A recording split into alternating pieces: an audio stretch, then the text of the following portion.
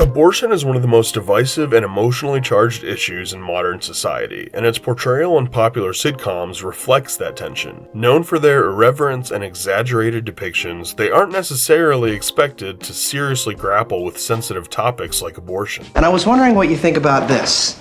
Huh, bitch? Yeah, is that stupid enough for you? People expect to have a laugh and to be generally entertained. This introduces the ultimate challenge of balancing humor with sensitivity, to balance entertainment with a serious topic. The very nature of a sitcom often requires sacrificing depth in favor of a more superficial comedic take.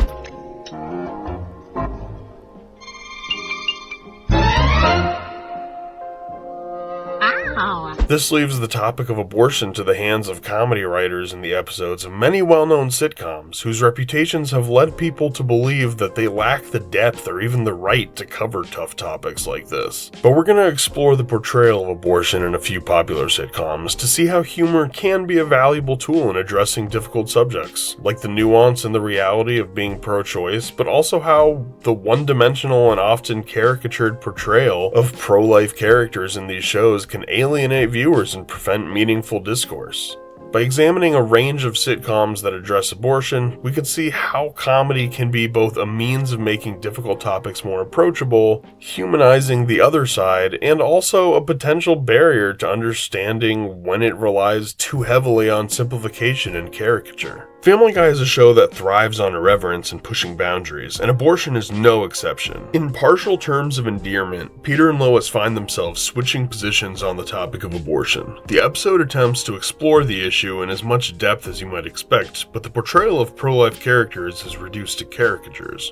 Most notably the chanting protesters who appear in the episode. These characters are depicted as absurd, extreme, and wholly disconnected from any meaningful debate. While this isn't necessarily a false depiction of many people's experiences with protesters outside Planned Parenthood, it must be pointed out that it is also not the only type of pro-lifer out there. By making them the punchline of the episode, Family Guy undercuts any chance of fostering understanding between viewers with differing views. In contrast, the pro-choice characters in the episode are treated as the norm, and the discussion centers more on their side of the argument. While this choice may be reflective of the show's broader tendency to satirize mainstream views, it also fails to portray the complexity of the pro-life perspective. By simplifying the pro-life side to nothing more than a group of protesting zealots, the show avoids a meaningful exploration of the reasons why people may oppose abortion. Later in this video, we will explore another show that uses abortion protests to tackle this topic, but in a much more nuanced way by including both sides in the protests. Family Guy doesn't even attempt to address the counter-protests, or even that both sides have people who are too self-absorbed and ignorant to extend empathy and understanding to their fellow humans when it comes to bodily autonomy. Overall, they just miss out on the potential that humanizing this issue more for pro-lifers who are used to being the butt of the joke in more liberal media could do. Framing it in only the extremes lends credence to the hyperbolic stigma surrounding the topic of abortion. Jokes have a place in this debate, but they need to be targeted at all sides regardless of what the show's writers personally believe. They can involve their convictions without exclusively centering the jokes on the anti-choice crowd.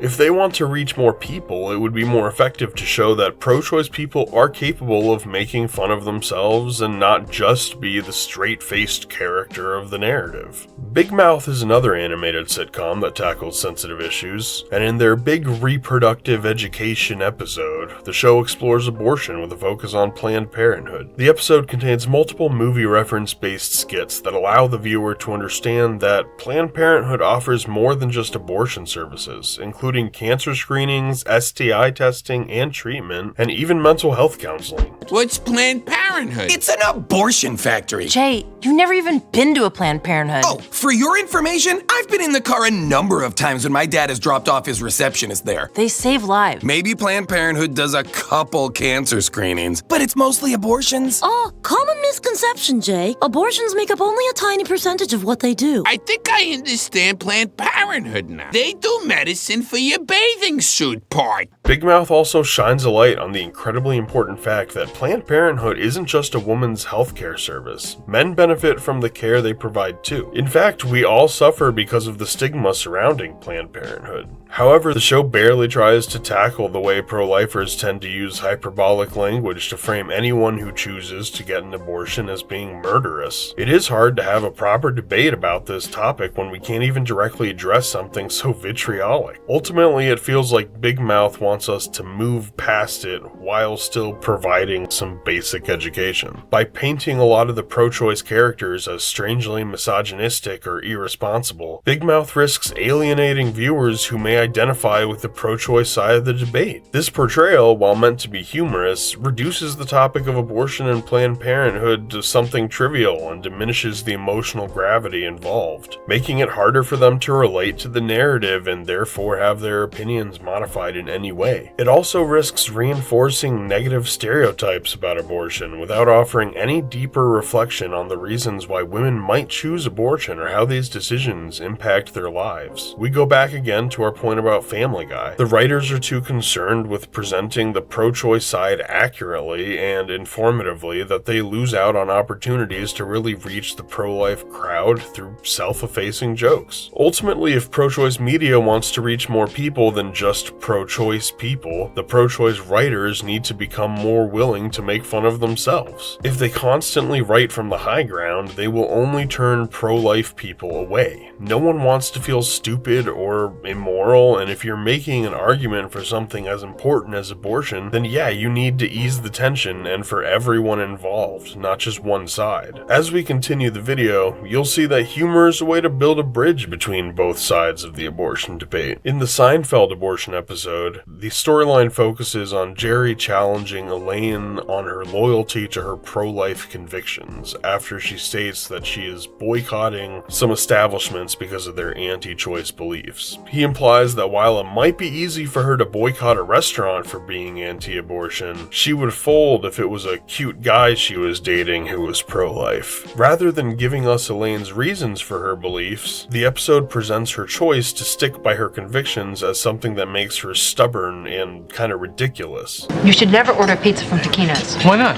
Because the owner contributes a lot of money to those fanatical anti-abortion groups. So you won't eat the pizza? No way. Really? Yeah. Well, what if, Poppy felt the same way? Well, I guess I wouldn't eat here then. Really? Yeah, that's right. Well, perhaps we should inquire. Poppy? Oh, Poppy. Could I have a word? Yes, Jenny. I just checked your dog. It is more succulent than even I had at home. Poppy, I was just curious. Where do you stand on the abortion issue? So on this issue, there's no debate. And no intelligent person can think differently. Well, Poppy. And what gives you the right to do that?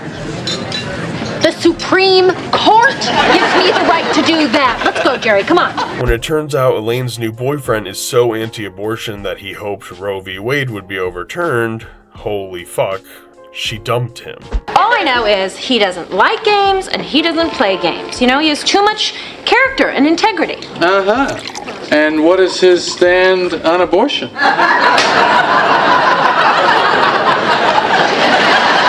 Recently, I've been thinking about this friend of mine. What friend? Oh, just this woman. She got impregnated by her troglodytic half-brother and decided to have an abortion. You know, someday we're gonna get enough people in the Supreme Court to change that law. She lost a boyfriend and some restaurants because she stuck to what she believed in, which isn't a bad thing, but the way that it is framed through Jerry is that she is being absurd. Not to mention that there's little to no examination of the reasons behind the pro-life stance, and the episode reduces the topic of abortion to a mere inconvenience for pro-choice women. While this approach fits within the show's trademark humor, where characters often grapple with the absurdities of modern life, it does not not give space for a meaningful conversation about the topic, and if you're going to include a serious topic like this, you need to do that. The episode seems to imply that the presence of pro-life views is a complication that makes life more difficult for pro-choice women because they might lose out on a hot guy or a pizza joint, rather than attempting to engage with the viewpoints that drive people to hold those beliefs. By doing so, Seinfeld misses an opportunity to explore the emotional and ideological complexities of the abortion debate, and instead it presents the issue as something that can be easily dismissed or laughed off.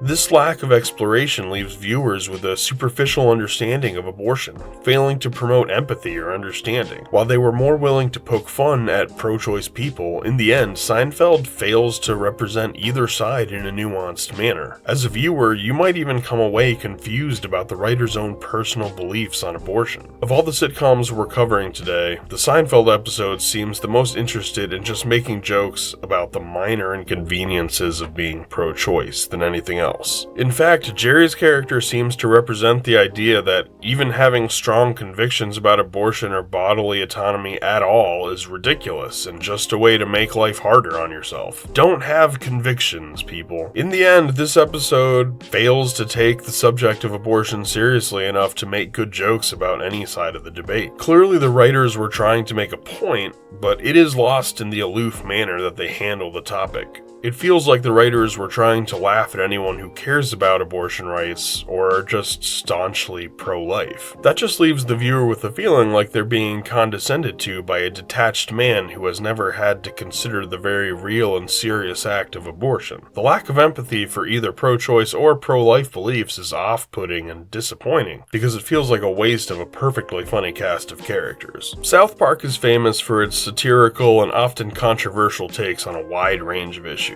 and abortion is no exception. In one episode, they jump right into the controversy by taking a darker approach. The central issue of abortion is approached from a more scientific angle by pursuing a more absurd plotline involving aborted fetuses aiding in stem cell research. South Park takes the abortion debate beyond the basic arguments of right and wrong and centers itself on stem cell research, taking a more serious tone than probably expected. The show tries to discuss and demonstrate the life-changing benefits of stem cell research.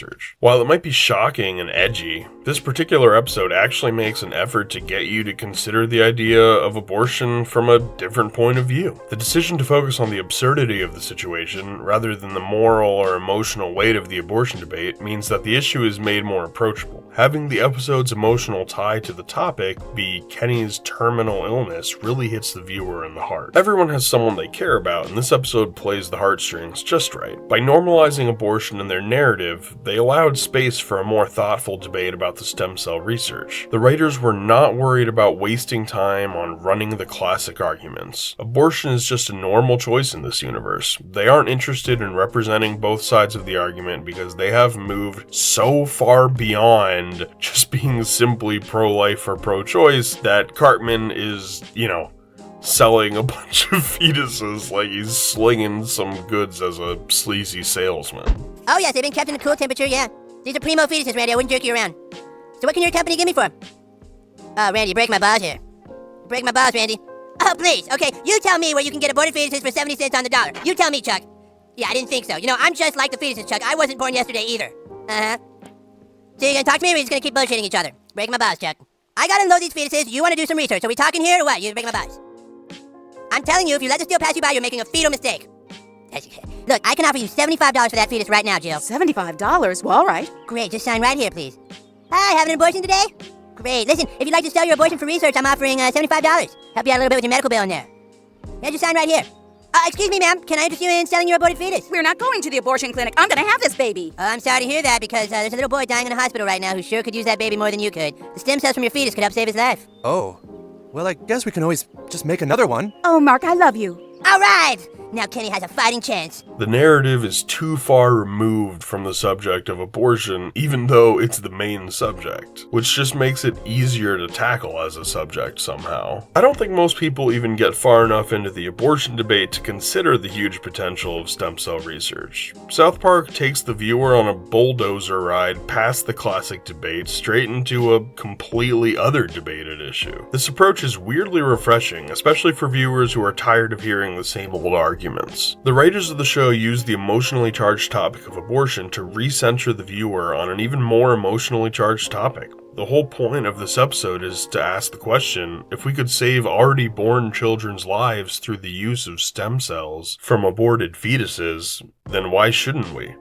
Nothing about this episode is tame, but neither are any of the other episodes. They tackle the concepts of abortion, stem cell research, capitalist greed, and child death in a surprisingly heartfelt way. Using dark humor and jokes, South Park actually opens a door for people to access deeper parts of the abortion debate without feeling uncomfortable. So, even though it is exclusively focused on one side, it is actually taking the conversation forward. In It's Always Sunny in Philadelphia, the show uses the dueling protests that happen outside some Planned Parenthood as a way to demonstrate some rather nuanced takes on the different stances on abortion. We see Mac trying to embrace his more religious side and take a stand against abortion by joining the pro-lifers on their side of the protest. He eventually is shown to be only pro-life when he is unaffected, but once confronted with a possible pregnancy scare that he'd be responsible for, Mac's convictions crumble. Pretty realistic. Hey, you're really hardcore, aren't you? Oh, well, you know, I mean, if you really want to see hardcore,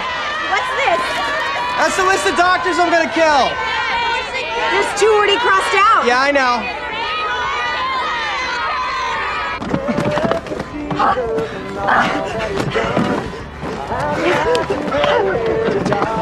Hey, guess what? I have a surprise for you.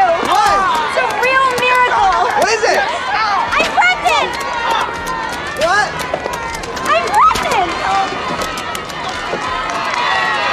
You gotta get an abortion!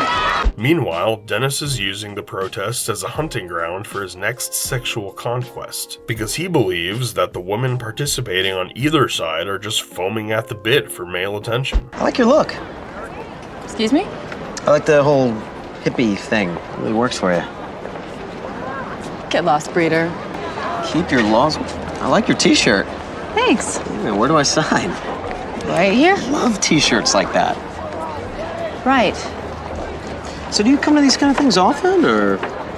Are you hitting on me at an abortion rally? Dee is the only one that is shown to at least grasp the reality of what the abortion protests are about. Obviously, Dee is a woman, or a bird lady, so she has a personal tie to the fight for female bodily autonomy, even if her actions in this episode are clearly to virtue signal how much of an activist she is. Dee still is right in her ultimate points about being pro-choice. In Always Sunny, every member of the gang is the worst type of person, though. Their actions are meant to reflect back on the viewer their worst traits in like a funhouse mirror. You're meant to laugh at how zealous Mac is about being pro-life until he's faced with something he doesn't want. He has no real pro-life convictions outside of his Catholic guilt. Mac's religious girlfriend for the episode, on the other hand, was so pro-life that she faked a pregnancy to test his convictions on abortion. In the end, both parties were misleading each other and both dodged some serious bullets. Mac doesn't have the huge responsibility of a child that he isn't ready for, and his ex-girlfriend isn't stuck sharing custody with a man who doesn't even share her same religious convictions. It's a win-win. And similarly to Mac's motivations, Dennis doesn't really care enough about the abortion issue to have a real opinion. His sole motivation is to use the protests outside of Planned Parenthood as a pickup location for women. He ultimately finds himself out of luck on the pro-choice side of the fence. All of the women he encounters immediately see through his use of feminist rhetoric that he uses as a thinly veiled attempt at a sexual advance. Although Dennis never makes it over to the pro-life side of the fence despite trying, we can't imagine that he would fare just the same as Mac. Dee's character is the only one who really comes out on top as the reasonable one. She's very clearly established in this episode and many others to be a feminist caricature. She isn't meant to be likable, but she isn't meant to be wrong, at least not about the abortion and women's rights. The writers of the episode seem to want to communicate to the audience that while they are pro-choice, they are not afraid to make fun of everyone. Their ultimate goal is to bring all sides together through the absurd situations and satire without being coy about what they believe in, just making fun of the shitty people on every side. In the end, It's Always Sunny handles the sensitive subject of abortion rather well, as it didn't demonize the different sides of the fence. However, they didn't sacrifice their own convictions in order to just cater to one side or the other or all. And finally, BoJack Horseman. which takes a notably different approach to abortion, offering a more nuanced and respectful portrayal of the issue, outside of a few scenes. America, get your uteruses turned, because this song is called Get That Fetus, Kill That Fetus. Oh dear. I'm a baby killer. Baby killer makes me horny. Aliens inside me. We're gonna squash it like some gunny. No, Get that stop. fetus, kill that fetus, get that fetus, kill that fetus. Blah, blah, pew, pew. But they explain that really well. In the episode, the show delves into the emotional complexities surrounding abortion, presenting both pro-choice and pro-life perspectives in a way that feels grounded and thoughtful. This episode allows the characters to grapple with the decision, acknowledging the emotional weight and complexity involved. It takes the time through Diane's character, who is pro-choice and an outspoken feminist, to demonstrate that neither side of the argument is a hive mind that thinks the same way. Diane is worried that there will be even more stigma surrounding abortion if pro-choice people aren't more careful and tactful with their approach to the topic, but it isn't until she meets a young girl at the local Planned Parenthood who is also there for an abortion that Diane begins to understand how humor and edgy commentary can actually make a difference in easing the stigma. The girl explains to Diane that jokes can make something like abortion less scary for those that need one. You know Sixtina Aquafina? Oh, yeah, I mean, I work with her. Oh, she is so cool. Sixtina's music makes me feel strong, like I can do anything. It doesn't offend you? What about the part where she says, I hope and pray to God my little fetus has a soul because I want it to feel pain when I eject it from my hole? It's a joke. You get that it's a joke, right? Well, obviously. Do you think she actually wants to shoot her fetus with a gun? No, I get it. Getting an abortion is scary, with all the protesters out front and how you have to listen to the heartbeat and all that. And when you can joke about it, it makes it less scary, you know? Yeah. Diane? Abortion is a very nuanced issue, and so many people would benefit from just knowing it was even an option. Yet, because of a lot of anti-choice movements, people are unable to make informed decisions about their life. Abortion has become a boogeyman in our society, despite how life-saving it can be. Making jokes that bring light to the falsehoods surrounding abortion allows the viewer to take a complex issue and view it from a more relaxed perspective. People tend to pearl clutch and virtue signal a lot when it comes to abortion. Humor can cut through all of that grandstanding and even point out hypocrisy without any harsh tone. What makes this episode of BoJack stand out is its ability to portray both sides of the debate without demonizing either one. The show recognizes that individuals may have deeply held beliefs about abortion, and it gives space for those beliefs to be expressed with respect, and also gives space for people to not have to express what they think in detail at all, which should also be okay. How are you feeling? I feel shitty. I mean, physically. I'm glad I did it, but mostly I just felt old. There were all these teenagers there, 20-somethings.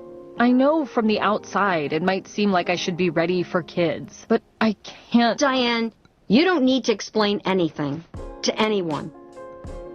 By doing so, the show fosters a more meaningful conversation about abortion, one that happens on a personal level and allows for empathy and understanding rather than ridicule. It demonstrates that humor can be an effective tool for addressing sensitive topics, even if it can seem abrasive to those unreceptive to irreverent humor. And I think that should be the takeaway for all the abortion episodes we've seen, that comedy can be a good tool for both addressing and adding some needed levity to topics like this that are difficult to discuss. Let me know if there's anything else you'd like me to cover.